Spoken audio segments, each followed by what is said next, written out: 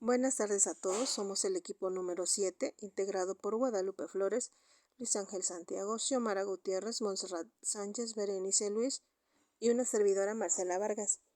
En esta ocasión nos corresponde hablar acerca del capítulo 3, calidad y equidad de los insumos materiales, infraestructura, equipamiento y materiales educativos.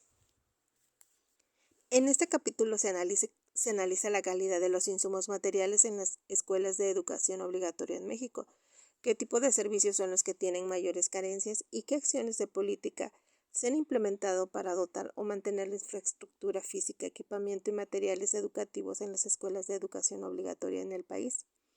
Está organizado en 4 apartados. El primero se presenta el proceso de expansión del sistema educativo y su capacidad para atender la demanda de espacios escolares.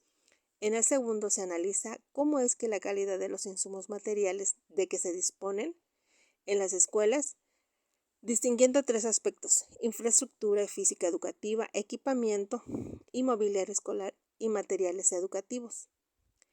En el tercer apartado se presenta un breve análisis de los elementos más relevantes que han caracterizado la política del INFE en México, es decir, las principales acciones, estrategias y programas instrumentados para atender la necesidad de construcción, equipamiento, mantenimiento, rehabilitación, reforzamiento, reconstrucción de las instalaciones destinadas a ofrecer servicios educativos, poniendo especial énfasis en aquellos componentes que han sido sustantivos para configurar la actual acción pública en esta materia. Y por último, el cuarto apartado en el que se expone toda la conclusión del tema. Bueno, aquí podemos analizar el primer tema, que es en cuanto a la expansión del sistema educativo y la capacidad del Estado para cubrir la demanda de espacios en la escuela. Se dice que después de la Revolución Mexicana y hasta 1980 el país tuvo un incremento sostenido y acelerado de la población, mientras que en 1921 a 1930 los habitantes aumentaron 16.1%, el incremento de 1970 a 1980 fue del 38.6%, de 48.2 millones de mexicanos a 68.8 millones de 66.8 millones de mexicanos en esa década. Este crecimiento acelerado de población joven demandó una importante calidad de servicios educativos, por los que las escuelas que existían y las que se iban creando resultaron insuficientes para atender una demanda cada vez mayor. En respuesta a la necesidad de espacios escolares, desde 1944 se creó el Comité Administrador de Programas Federales de Construcción de Escuelas, el CAFCE, que fue a partir del 2008 que se convirtió ya en lo que es el INIFED.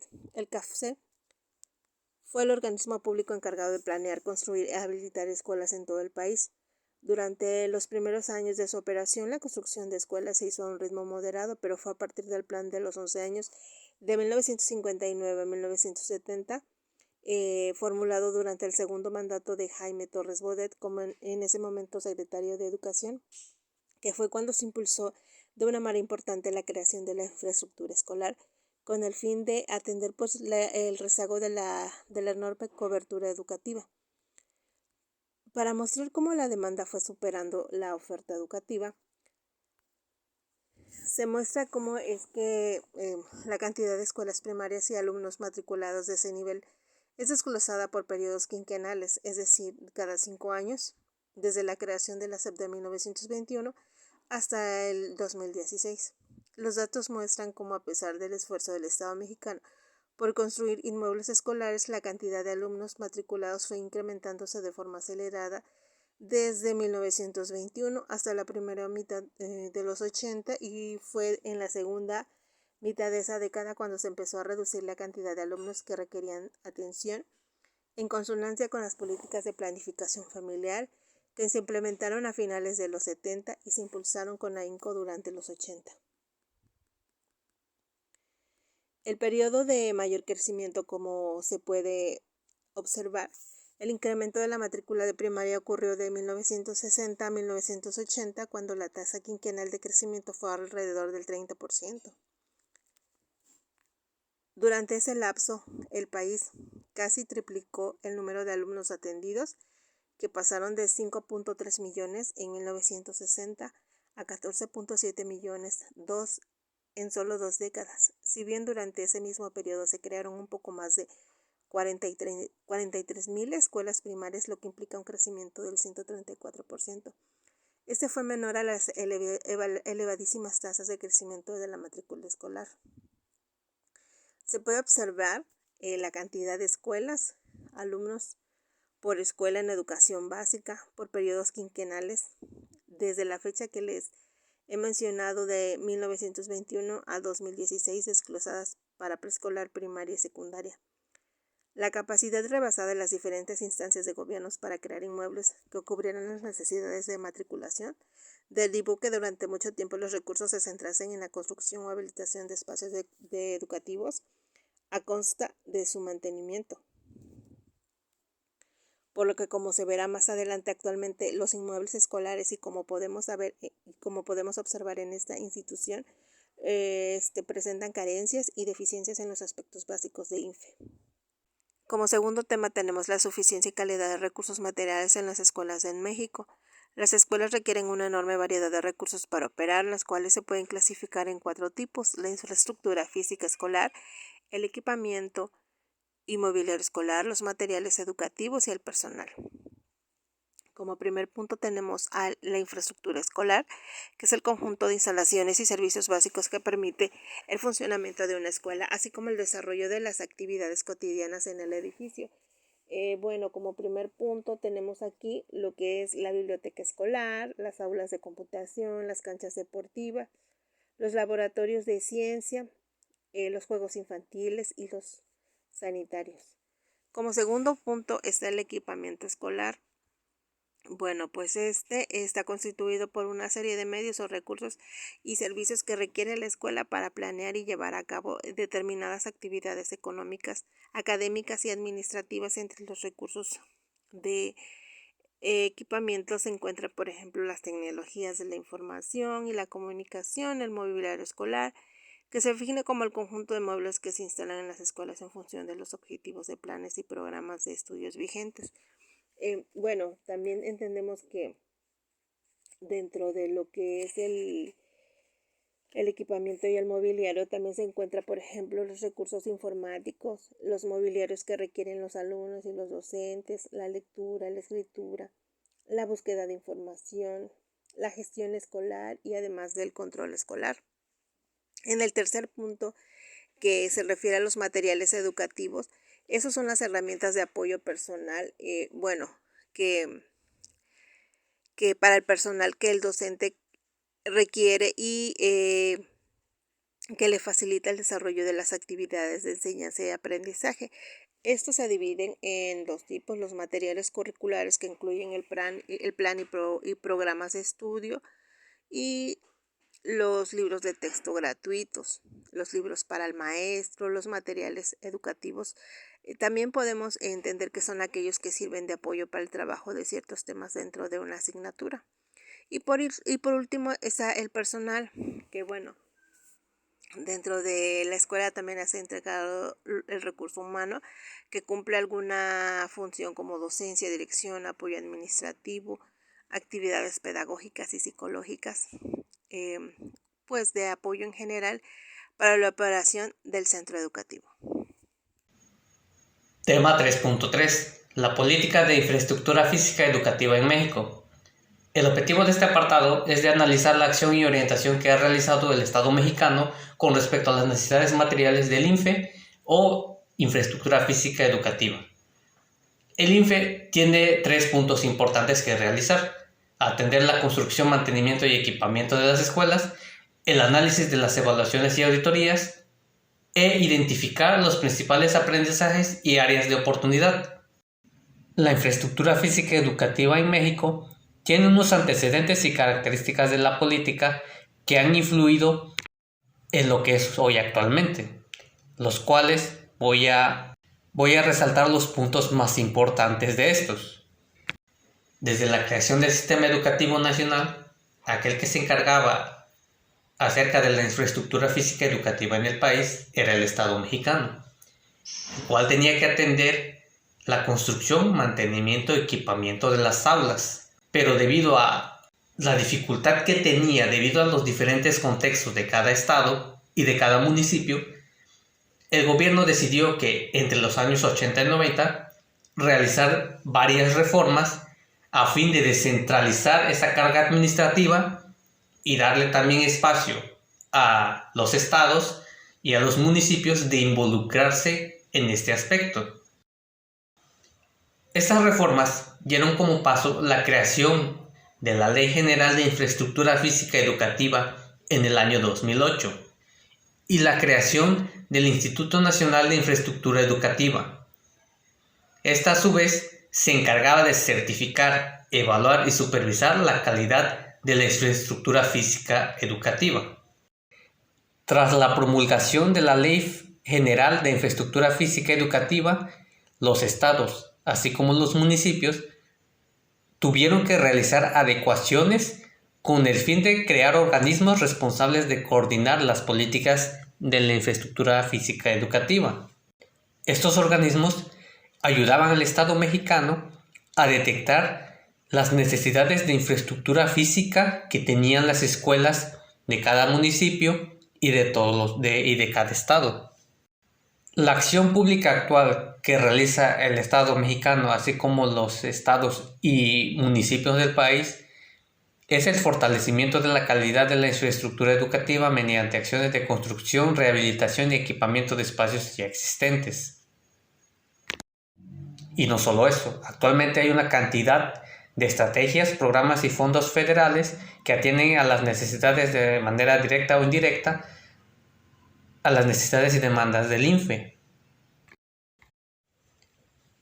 Una vez consolidadas las reformas que impulsaron el proceso de desconcentración administrativa de la infraestructura física educativa, el Estado comenzó a realizar diversas acciones, los cuales están organizados en 6 puntos importantes.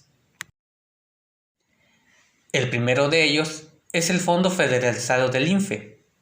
En 1998, el gobierno se encargó de realizar el Fondo de Aportaciones Múltiples, o también conocido como FAM, el cual ha sido una fuente de financiamiento importante para los proyectos de infraestructura física escolar. Derivado del FAM, en 2015, el gobierno de Enrique Peña Nieto se encargó de crear otro programa, el cual esta vez era conocido como Programa de Escuelas al 100.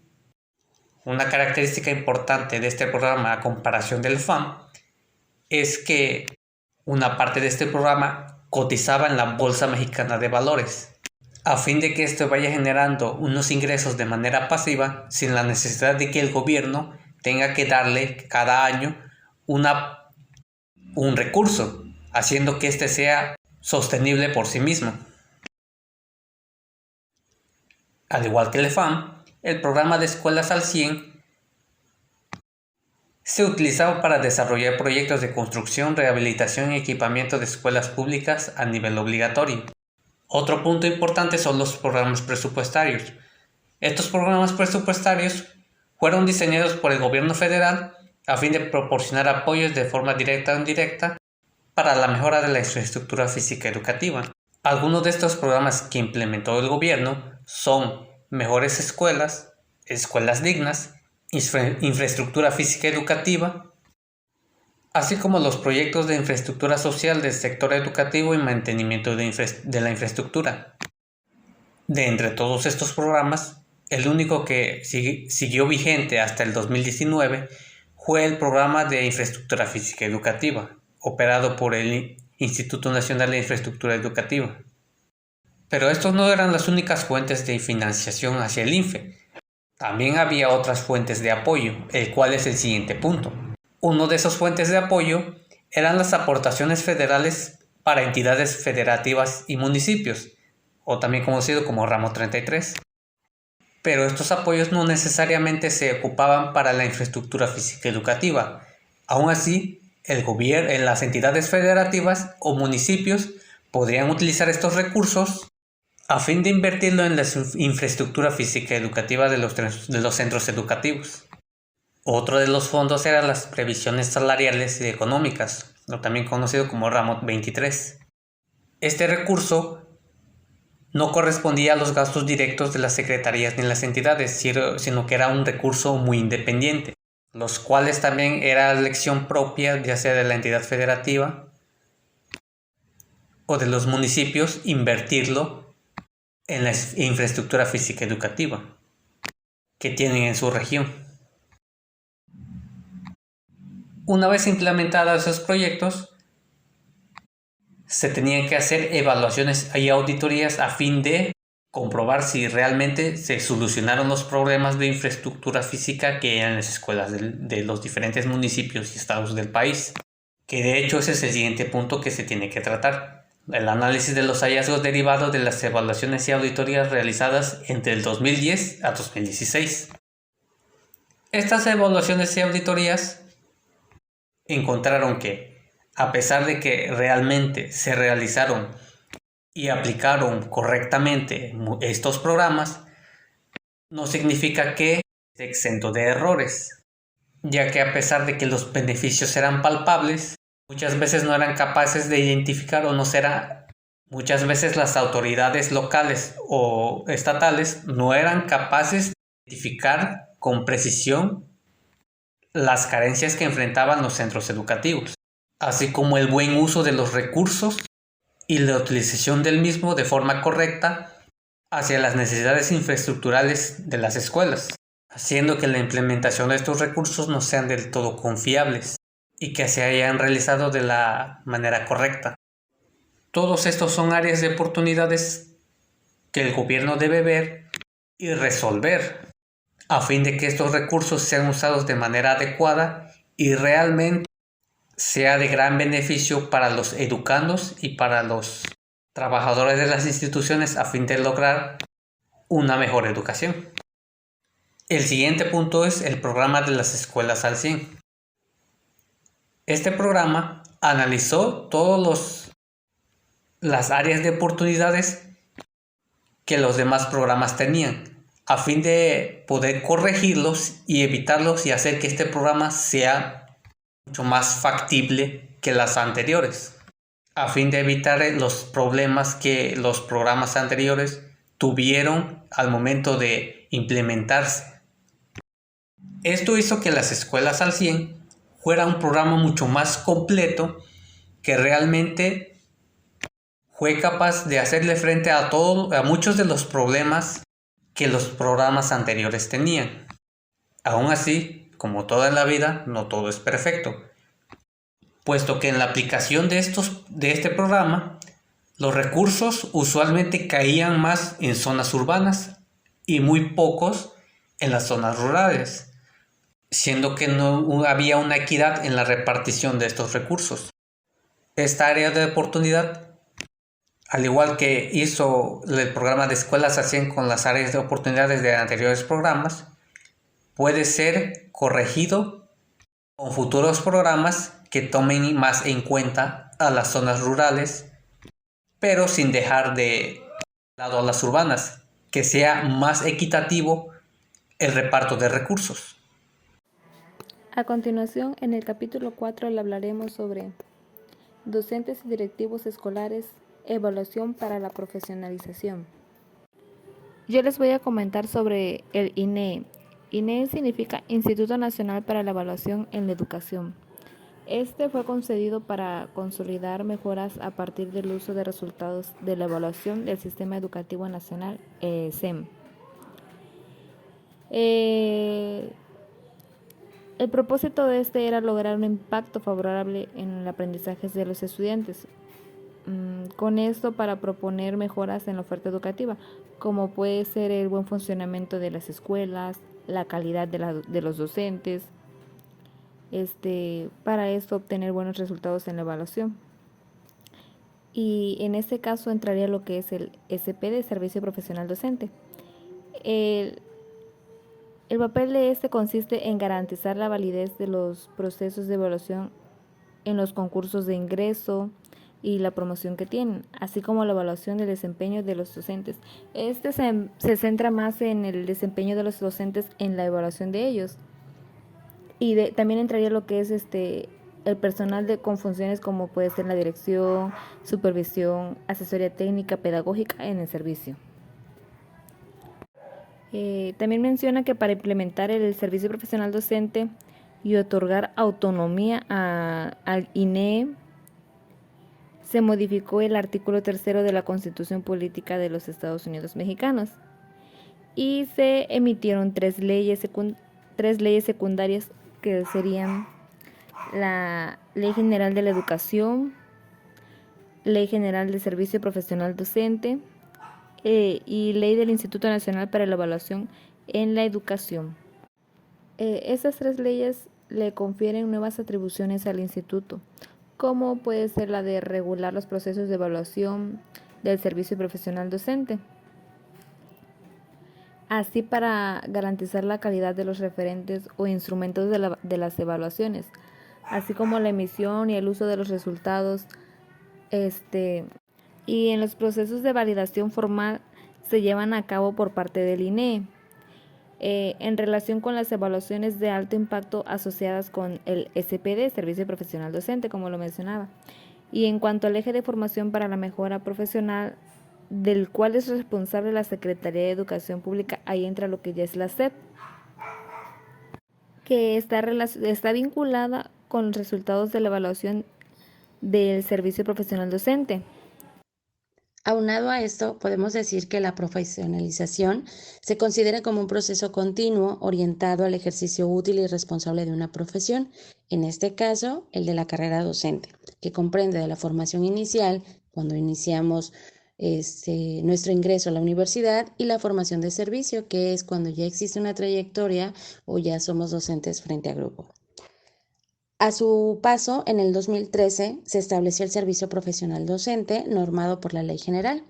Esta ley nos garantiza la calidad del personal docente y directivos desde que ingresa al servicio público y durante su trayectoria profesional.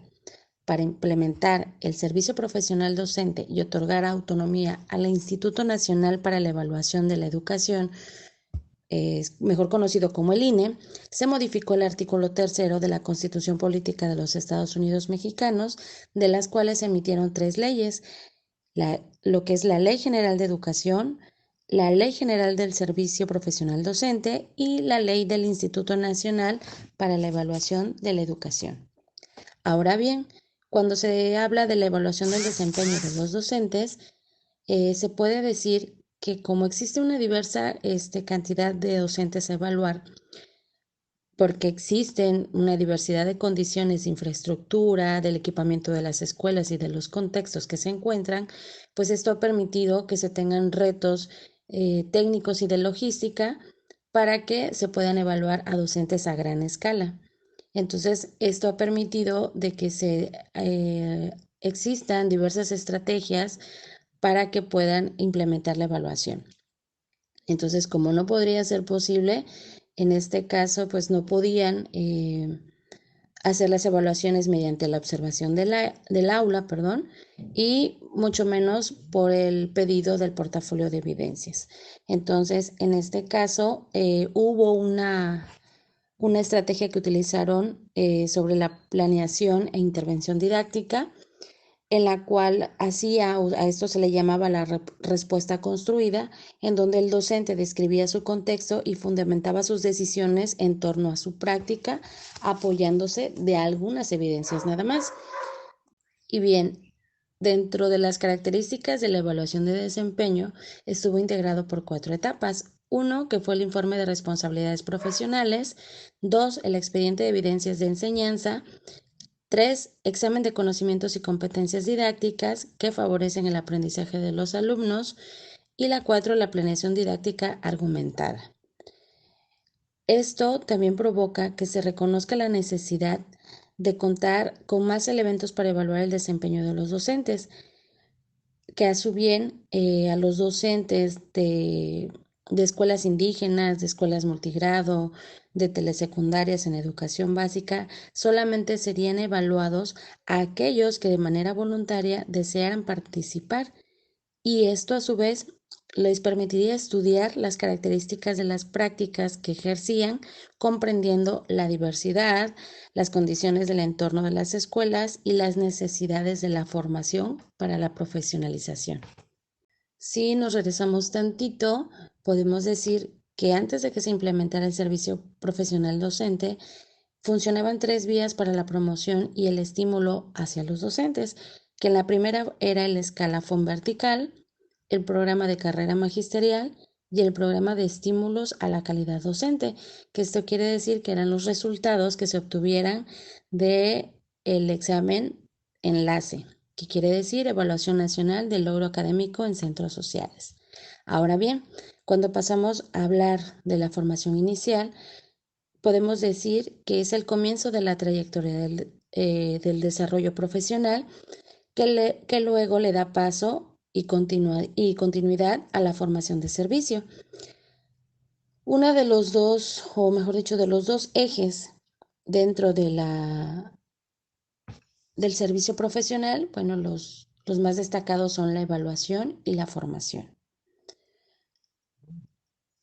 Para mejorar la formación inicial, el INE emitió directrices que son las siguientes, que es 1, fortalecer la organización académica de las escuelas normales, 2, desarrollar un marco común de educación superior para la formación inicial de docentes, 3, crear un sistema nacional de información y prospectiva docente, y 4, organizar un sistema de evaluación de la oferta de formación inicial de docentes. Otra fuente importante que es también que se debe de reconocer dentro de la formación inicial eran los resultados que obtienen los egresados cuando se realiza el examen de Ceneval. Esto es el Centro Nacional de Evaluación para la Educación Superior. Y para concluir, podemos decir que la Coordinación Nacional del Servicio Profesional Docente, pues su propósito es fortalecer las capacidades, los conocimientos y las competencias del personal docente para favorecer su inserción en el trabajo educativo, la autonomía profesional, la participación en la escuela y la comunicación con los padres de familia, que nos permite mejorar la praxis profesional.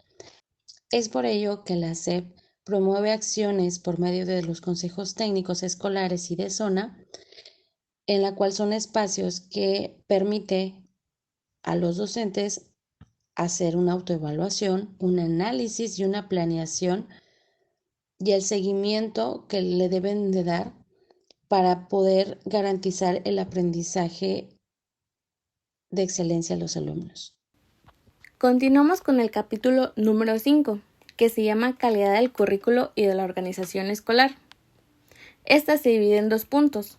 El 5.1, que se llama el currículo componente clave del sistema educativo.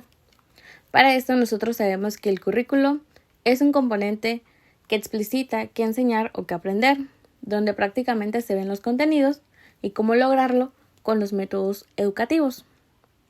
Para eso, nosotros, ¿qué sabemos del currículo vigente de la educación obligatoria? Algunas evidencias sobre la evaluación de su diseño y la oferta educativa es la estructura curricular.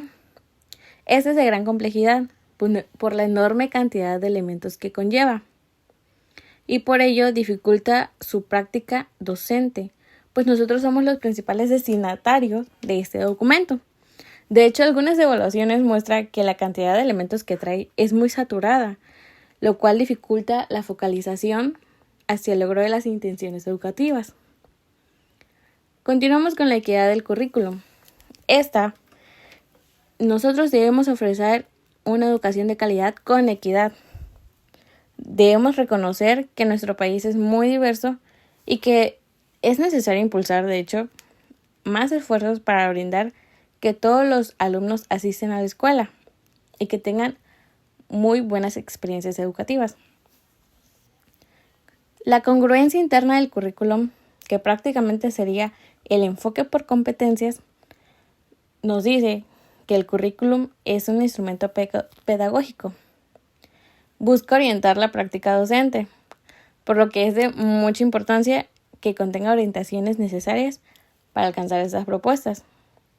El papel del docente en la educación obligatoria se reconoce desde la organización y la gestión del aprendizaje. Por ejemplo, tenemos que promover el trabajo reflexivo y analítico, mostrar diferentes estrategias para orientaciones puntuales.